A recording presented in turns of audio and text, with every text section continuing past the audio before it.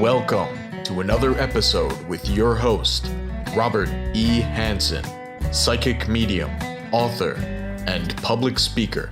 At some point in our lives, we have all been asked to offer forgiveness or to request forgiveness. Forgiveness is a very tricky topic for a lot of people, so let's get into it a little bit. There are four primary types of forgiveness responses. The first forgiveness implies yourself asking another to forgive you. So, for example, you have done something based upon what they are suggesting or what they're claiming or what you know to be true within yourself. You just know it. And you've caused a harm or a wound inside of another person, a group of people, a community of people, an individual. There is something that you have done that your mind says, that was really not a good thing to do. I shouldn't have done that. I acted impulsively. I acted out of anger. I acted out of mental negligence. I just wasn't thinking. I was drinking. I was doing something else. Whatever the variation of excuse making, explaining, rationalizing may pop up, every human being that has walked on planet Earth at some point or another has stumbled upon someone else in some way that has wounded them, hurt them, driven pain into their heart, driven pain into their heads. It's just the part of being a human being. So that's what I want to start off with first, is the fact that everyone, and I mean everyone, myself obviously included, has done things foolishly, insensitively, to affect the outcome of someone else's well-being, the status of their thoughts, and so on. However, here's what starts to happen. The person who is offering an apology, the person who is requesting forgiveness, right? They, in that very gesture, which is in most cases intended on two levels. One, yes, they are seeking the absolution, the allowing for this mistake to be released, to be forgiven, not only for the benefit of that relationship. So if the person that you've harmed or you wounded in some way has some meaning to you, or the job you're working at, or the family member that you're involved with, that type of a forgiveness has a purpose behind it other than the obvious, which is to say, hey, I'm sorry, I forgot to pick you up at work and I left you in a jam. I'm an idiot and you stood there for 2 hours in the rain. It's my fault. You know, I'm just a bubblehead. I was distracted by something and I just forgot about you. And it's very painful for the person that was standing in the rain for 2 hours waiting for you to show up, and then they became a secondary thought for you. So that person understandably can be angry, very disappointed, very irritated, even pushing their hand away and saying, get the hell away from me. You know, I can't believe you did this to me. And they don't seek to hear what you have to say. They don't want to hear about the apologies. They don't want to hear anything. They're just ticked off, and they don't want to offer any form of forgiveness, right? You then try to reinstill a sincerity behind the act of apology, saying, come on, guy, please, I'm really sorry. It was a big mistake. I made it. You made them too. Those kind of comments come out. And what fundamentally is happening is the one asking for forgiveness is seeking remedy for their own discomfort through the vehicle of the other person. If the other person turns around and says, okay, this is a rare event, I do forgive you, I know you really put me out, it really hurt me, it really bothered me, but you know, I know who you are, I know our relationship, I really do care about you, I even do love you, so I'm going to act on this internally within myself and I'm going to forgive you, right? And when that is stated, maybe there's a hug, maybe a kiss, a handshake, an embrace, something, it kind of signals the end of the damage done. There may be some dangling parts to it. There may be some fog around it for a while. It may take a few weeks. It may take a few days. It may take a few hours. Who knows?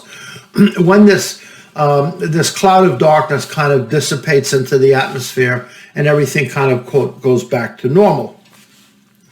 However, in this first act of forgiveness, the person who is offering forgiveness back to you, the one you've harmed, has now been set up internally within them, and they may not even realize it, as almost like a judge and jury.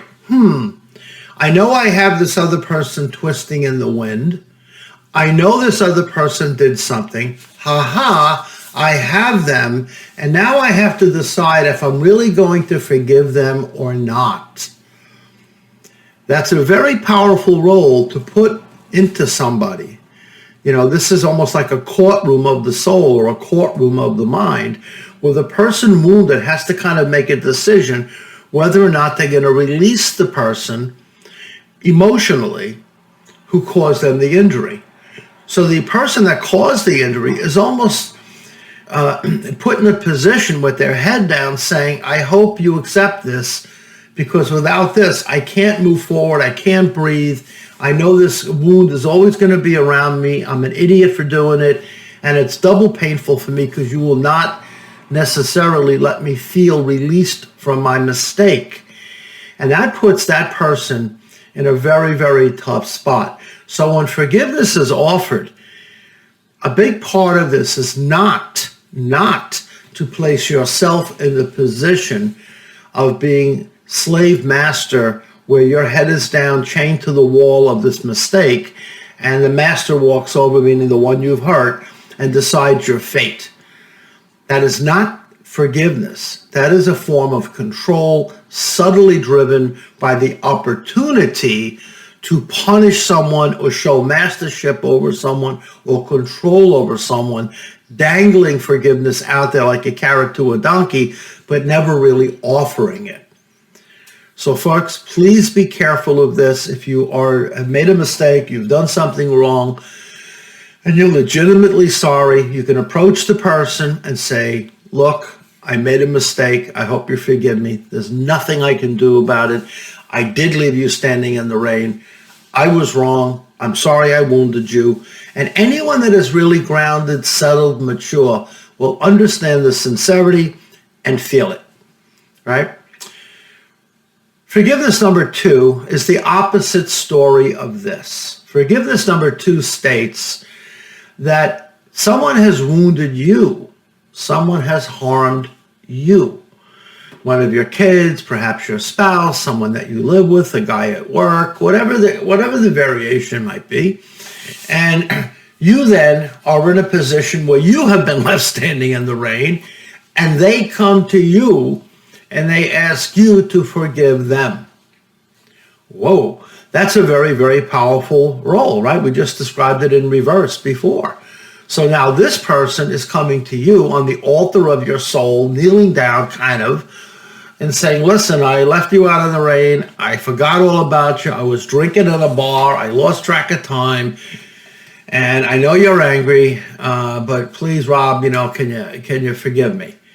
And at that point, whether it be me or somebody else, you have this almost sense of empowerment, this sense of expanding one's chest, of popping the hand, almost like a gorilla banging on their chest, saying, ha ha, you've come to me for absolution. You've come to me, the king, sitting on the throne chair, looking at the servant saying, you're coming to me from a weakened position, right? This act that you've done has weakened you in my eyes, and you are seeking my absolution, my approval that what you did was okay. It's not something to be repeated. I realize you're upset, and it's all over. Shake hands, give me a hug, let's get going. Now, depending upon the level of the relationship, that can vary, right? That can vary also in the other example, where if the person that's harmed you is just an outside incidental person, for example, someone cuts you off and they give you the salute, and the next thing you know, they're flying by and they say, I'm sorry, I thought you were somebody else. Whatever, I forgive you. I don't give a crap. It doesn't draw on you. It doesn't pull on you. It doesn't yank on you. It may irritate you, but it's not you're going to go flying after this guy to find out some stranger and ask him to forgive what he did. That's not going to happen. I mean, this happens all the time in life, all the time. But when it's on a personal level, where you know that the people are involved are going to be repeat players, the people involved in this drama, you're going to see them in the morning, you're going to see them at work, you're going to see them, and you want to work in a flow. some kind of a comfortable zone, right? So when they come to you, there's an assessment to be done, right? There's an assessment. And you have to say, okay, they've come to me. They're asking me for my forgiveness. I've also done stupid stuff. They did something stupid. They were drinking, whatever they were doing. And they're a bubblehead like you were a bubblehead. Forget it. Let's just move on. I forgive you, right? I just forgive you. Now, depending on the level of the egregious act, if it's something very, very personal, if they've stolen money from you, or if they've violated a confidentiality with you, or they've leaned too close to someone that you personally are caring for, and you say, hey, what are you doing? Why are you calling her, or why are you talking to him, or I told you not to do it, you're doing it again.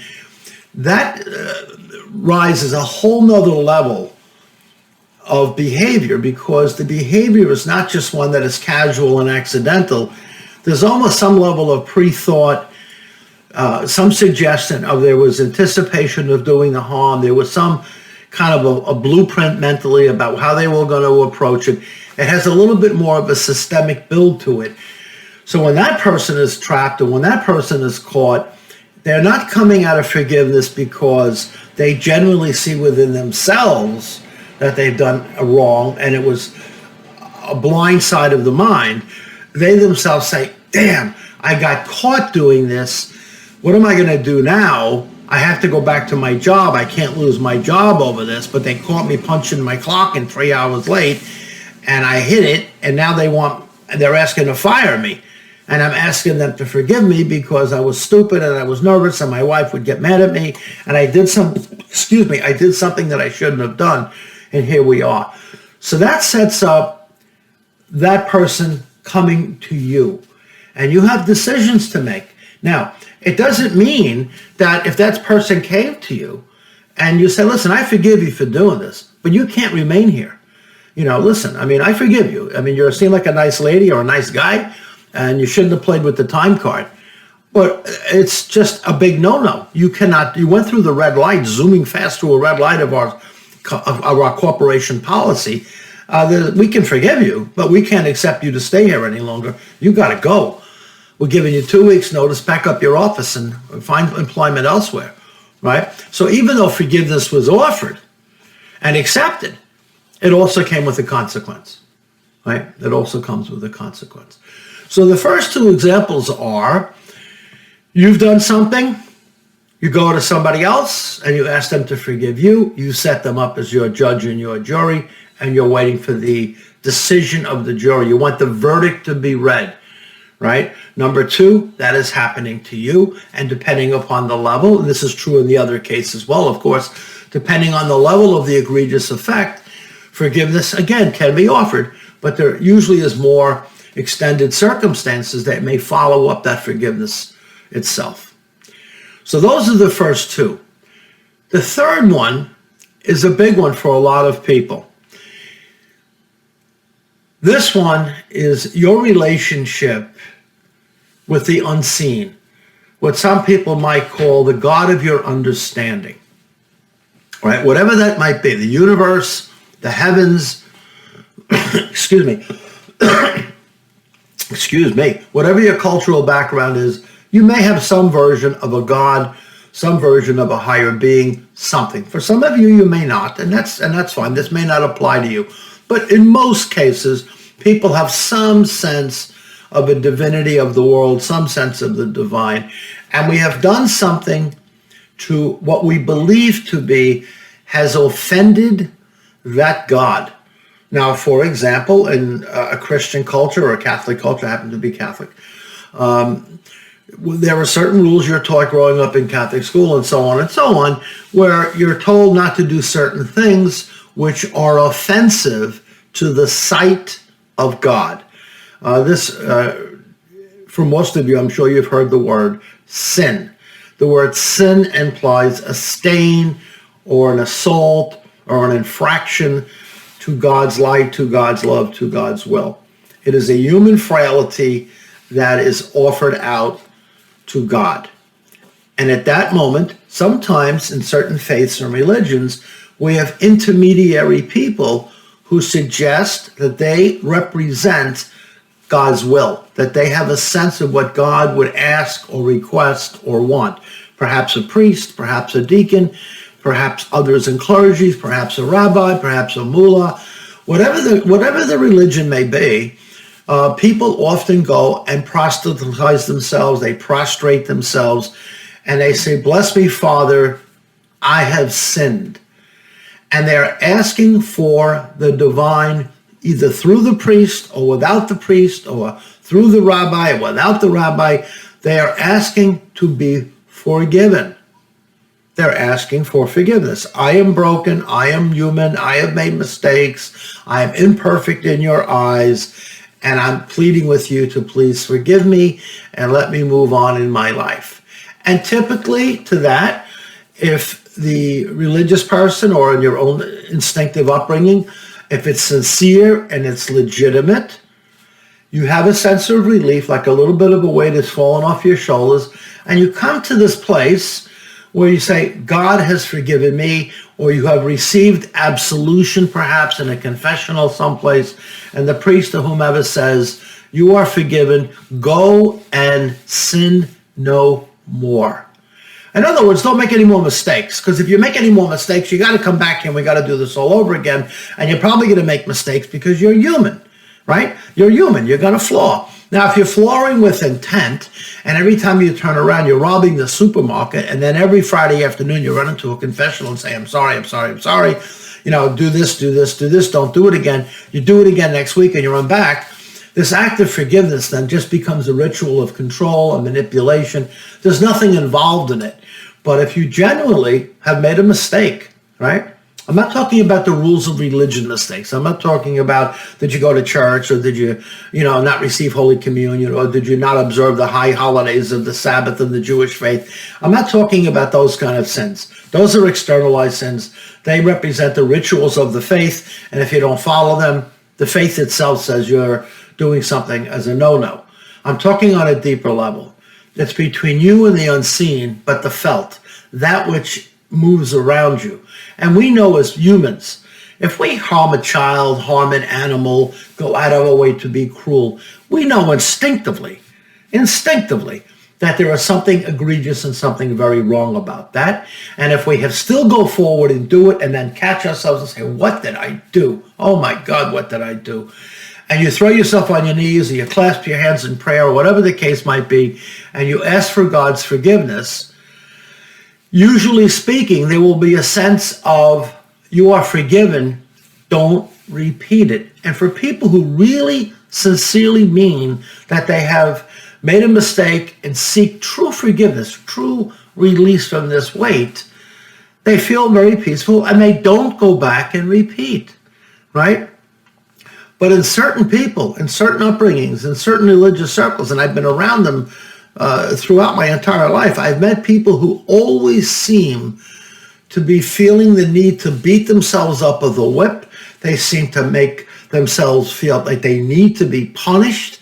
They put themselves in terrible positions psychologically, where they are always broken, always not healed, always not feeling right, and they're constantly asking to be forgiven. Forgive me, forgive me, forgive me, forgive me. And it becomes almost a mantra of the soul. It's just a repetition of words that just never ends. And you meet these guys, and you can just sense in them this kind of bend in their back, their lowering of their eyes. They just don't present themselves as a whole, complete person. They are always at the mercy of what they believe to be is a judgmental God. Some people say, fear the Lord, be frightened of this energy, be frightened of the fact that you can make a mistake, and they walk through life shaking. For those who truly understand the act of forgiveness, that there is this loving deity, there is this loving presence, there is this loving God that understands your limitations as a human, that you were born in what is referred to in some cases as original sin. In the Buddhist tradition, which I also embrace, is called dukkha. We are born into confusion. We are born into sorrow. We are born into it. And in the Christian, for example, they have this ritual called baptism, where they anoint you from this as a child, saying that not only have you joined the church, but we know you've entered this world damaged.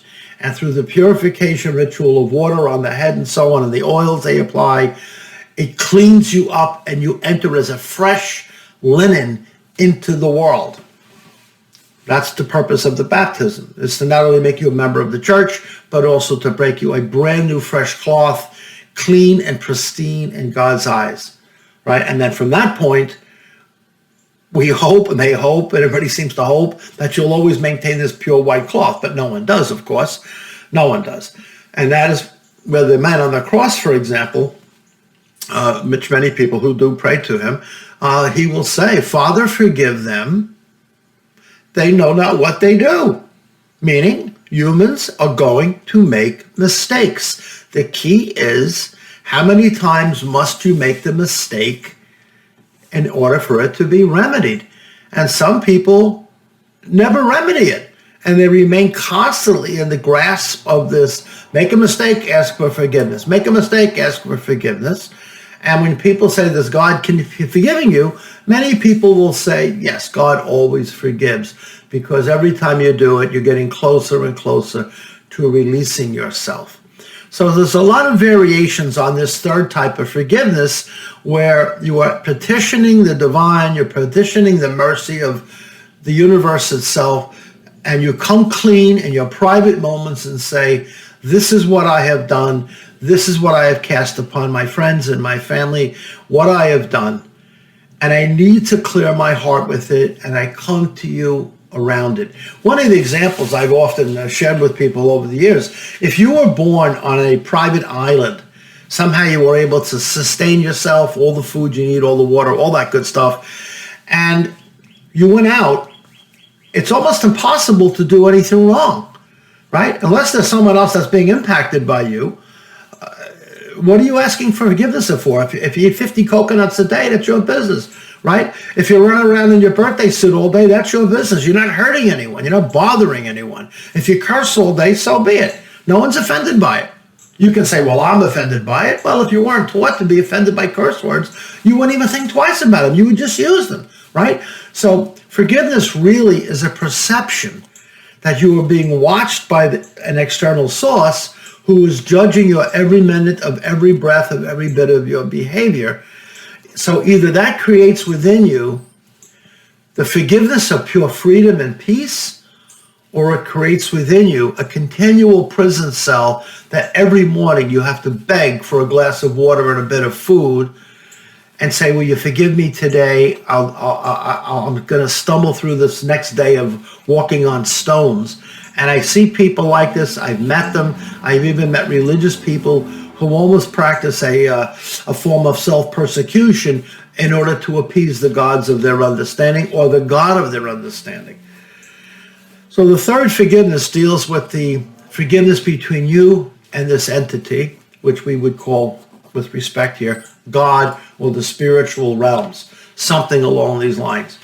And lastly, this is the big boy on the block. I mean, the other three are very big, and the one where your relationship with the spiritual world is extremely important. At the end of the day, to thine own self be true. Meaning, when you have failed to do what you claim you can do, should do, want to do, when you have said you were going to do something and never did it, when you have promised to attend to something and never took care of it, when you made a vow to your family or friends, or to the house of worship, whatever it is, and you failed to do it, many people have a very powerful way of self-punishment. They cannot forgive themselves. They don't feel worthy of it. They don't feel valued enough. They will say, look at the way I am. I don't like the way I look. I don't like the way I feel. I don't like the way my appearance is. I don't like my personality. I have too many flaws. I have too many warts on my soul. I am not pretty enough. I'm not happy enough. I'm not smart enough. I'm not accomplished enough. Whatever the hell it is. And it goes on and on and on and on, right? And there is this lack of self-forgiveness forgiveness, simply meaning, have you done your best to do your best? What more can you ask if you authentically have done your best? Now, when we ask, how do you know when you've done your best? No one can answer that. You don't know if running 2 miles is your best. Could you have run 2 miles, 0.1? Maybe, maybe not. You may have just fainted and collapsed, right? Could you have run not just 2 miles, but 10 miles and didn't realize you could, and you didn't, but you didn't realize it. So you're beating yourself up for something you didn't even realize, right? Or there are times when you know you can run 10 miles and you compromise back and you only run 2, and then you're ticked off at yourself the rest of the day that you should have pushed to 10. That's evaluation. You can make an assessment. There's nothing wrong with that. But when you beat yourself up in this forgiveness realm, which is really self-judge and self-jury, right? It is very, very hard to judge oneself. It really is. Self-examination is great. Self-contemplation is great. But it is always limited by your own sense of yourself, your judgment of yourself, right? This is why the man on the cross said, judge ye not, lest ye be judged. He wasn't just talking about outsiders judging you or you judging outsiders. He was pointing to your spiritual part, your soul, that says don't judge yourself, because you are going to judge yourself either too casually or too harshly. And the Buddhist tradition, they have an expression that says, the eye that sees cannot see itself. In other words, if you look, when you're looking through your eyesight, you cannot see your own eyes. You can look in the mirror and see them, but you cannot see them as you look at a tree across the park. You cannot see your own eyesight. You cannot see your own eyes like you're looking at the sun. You can't do it. It's impossible. No one can do it. It's impossible, right? So what they're saying there is you can't see yourself. You just can't. There are too many defenses. There are too many rationalizations. There are too many internal excuses. There is too much terror in one direction, too much laughing and giggling and making it into nonsense in the other direction. There is always some mechanism that will interfere with the act of really, really self-forgiving.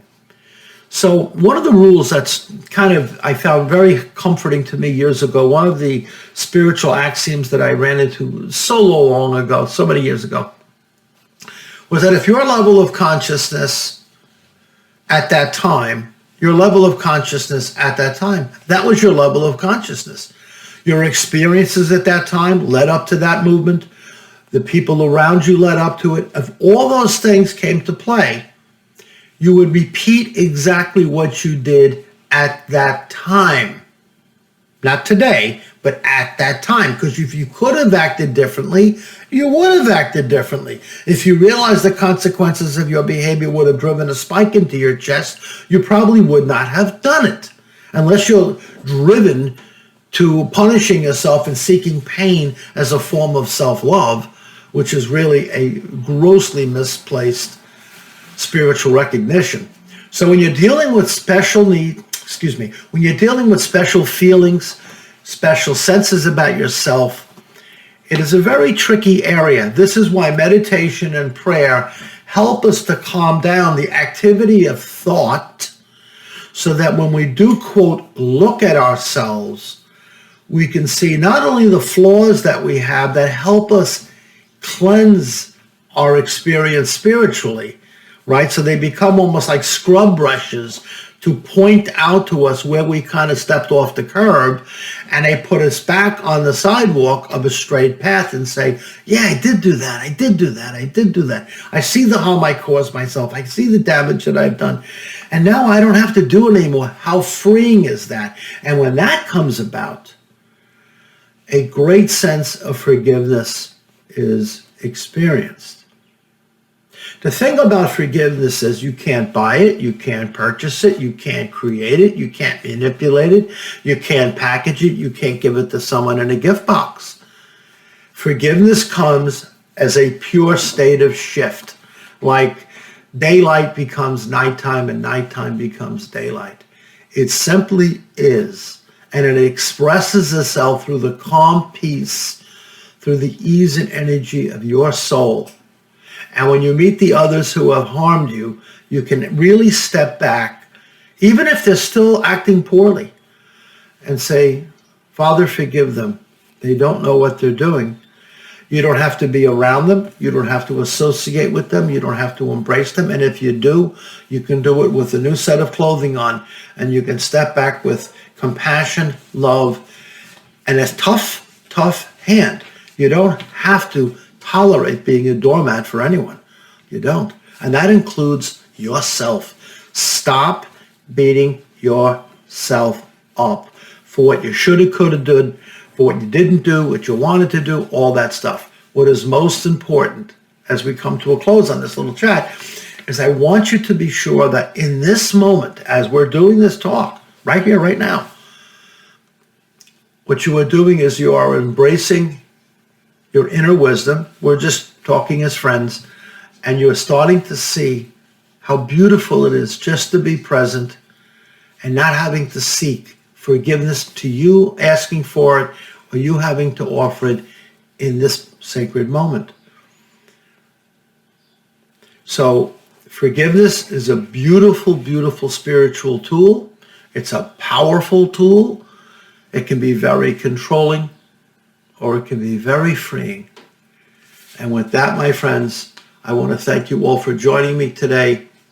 A chat about the 4 forgivenesses. Thank you for joining me.